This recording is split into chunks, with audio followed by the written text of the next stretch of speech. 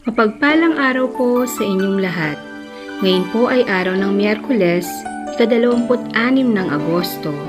Pakinggan po natin ngayon ang mabuting balita ng Panginoon. Pagbasa mula sa ikalawang sulat ni Apostol San Pablo sa mga taga-Tesalonika. Mga kapatid, iniuutos namin sa inyo sa pangalan ng Panginoong Hesukristo na layuan ang mga tamad at ayaw mamuhay ayon sa mga tagubilin namin sa inyo. Alam naman ninyo na dapat ninyong tularan ang aming ginawa. Hindi kami nahiyang magtrabaho nang kami nariyan pa. Hindi kami tumanggap ng anumang bagay kanino man nang hindi namin binabayaran. Nagpagal kami araw-gabi upang hindi maging pasanin ng sino man sa inyo. Ginawa namin ito hindi dahil sa wala kaming karapatang maghintay ng inyong tulong, kundi upang kayo bigyan ng halimbawang dapat sundan.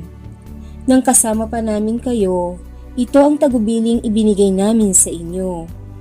Huwag ninyong pakanin ang sinumang ayaw gumawa.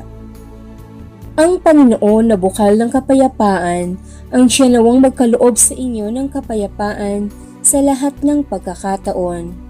Naway sumainyong lahat ang Panginoon. Akong si Pablo ang sumulat ng pagbating ito. Binabati ko kayo. Ito ang aking lagda sa lahat ng sulat ko. Ganito ako sumulat.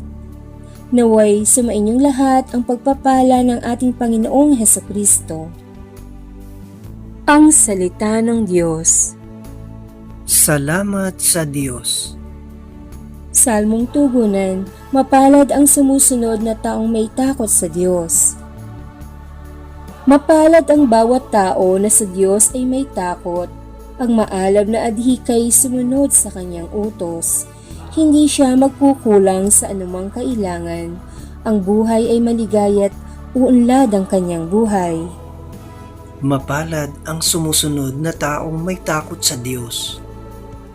Ang sino man kung ang Diyos buong pusong susundin, buhay niya ay uunlad at laging pagpapalain. Mula sa Siyon, pagpapala nawa ng Diyos ay tanggapin at makita habang buhay pag-unlad ng Jerusalem. Mapalad ang sumusunod na taong may takot sa Diyos. Aleluya, aleluya!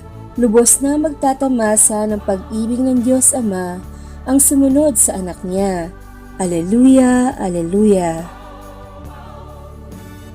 Ang mabuting balita ng Panginoon ayon kay San Mateo.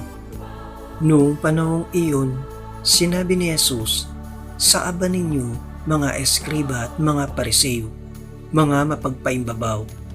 Ang katulad ninyo'y mga libingang pinaputi, magaganda sa labas, ngunit sa loob ay puno ng kabulukan at buto ng mga patay.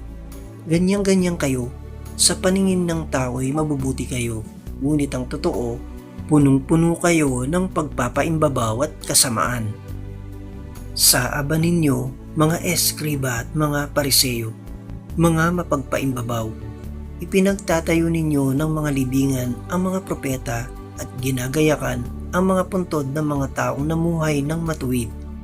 At sinasabi ninyo, kung kami sana'y nabuhay sa kapanahunan ng aming mga ninuno, hindi namin ipapapatay ang mga propeta. Sa sinabi ninyong iyan, inaamin ninyong kayo'y mga anak ng mga nagpapatay sa mga propeta.